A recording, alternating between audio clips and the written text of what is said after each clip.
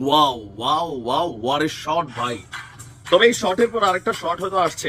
আমি যতটুকু নিউজগুলো আপনাদের জন্য আনি তো আরেকটা আপডেটও পেয়ে গেছি। এই ঘটনার পর বলা হয়েছে যে 7 গুণ আরো বড় ধরনের অভিযান চালাবে ইসলি। তো ওইটা দেখা যাবে, এগুলো আমরা বহুত শুনছি, চলতেছে বাট বীরদের তো থামাইতে পারতেছে না। প্রেক্ষাপট দেখছেন, ইয়েমেন থেকে ছোড়া একটি ব্যালিস্টিক পাটাকা ইসলির প্রধান বিমানবন্দর বেন গুরিয়ানকে একাংশ ফাঁস করে ফেলছে। কেমনে সম্ভব হলো? ভাবা যায় ইসলির প্রধান বিমানবন্দর, যেটা নিরাপত্তার জন্য আকাশ প্রতিরক্ষা সিস্টেম হিউজ পরিমাণ এখানে কানেক্টেড করা আছে।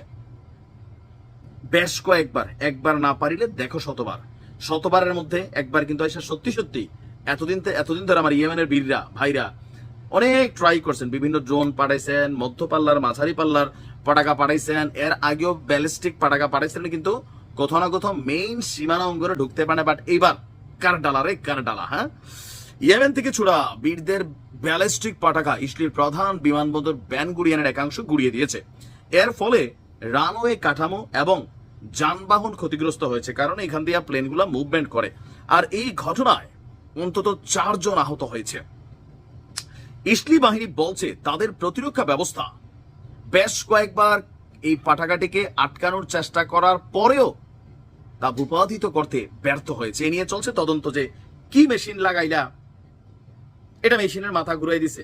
আপনি দেখছেন সরাসরি ইসলির গণমাধ্যম বলছে ইসলি সেনাবাহিনীর বক্তব্য তাদের প্রতিরক্ষা ব্যবস্থা মানে আকাশ প্রতিরক্ষা ব্যবস্থা, এটা যখন আসতেছিল এরকম কেরিকাটি খেলছে, কেউ হ্যাঁ কেরিকাটি করে ঢুকে গেছে।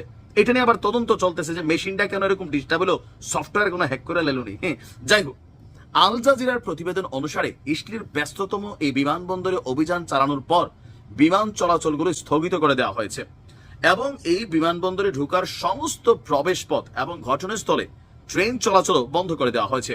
ইসলির মিডিয়ার খবর অনুযায়ী এই অভিযানের সময় মধ্য ইসলি জুড়ে সাইরেন বেজে ওঠে এবং লক্ষ লক্ষ মানুষ মুহূর্তেই আশ্রয় কেন্দ্রে চলে যায়, কারণ তারা টেলিভিশন এবং অনলাইনে এই ফুটেজটি দেখছিল যে কিভাবে শুরু হয়েছে।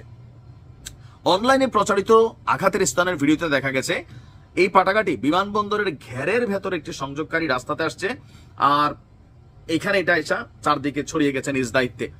বীররা এই বিষয়ে আপনার এখন পর্যন্ত সরাসরি কোনো মন্তব্য না করলেও ইসলি বলছে যেটা ইয়েমেন থেকে আমাদের বীরদের ছোড়া। দর্শক, এই মুহূর্তে এই ঘটনার পরপর ইয়েমেন জুড়ে যুক্তরাষ্ট্র এবং যুক্তরাজ্যের সামরিক বাহিনী নতুন আরো একটা অভিযানের ঘোষণা দিয়েছে। এর পাশাপাশি ইসলিও তারাও বলছে যে নতুন 7 গুণ বেশি যেই ঘটনাটা হয়েছে এর থেকে 7 গুণ বড় ধরনের একটা অভিযান এবার তারা ইয়েমেনে চালাবে, যেন শত্রুরা বুঝতে পারে। তা আমাদের বীররা আগের থেকে বুঝতে পারে, তারা বলছেন যে ভাই রাখে আল্লাহ মারেকে, আসলে একটা ওয়ার্ড ছাড়া এদের কাছে আর হয়তো ওইরকম কিছু নাই।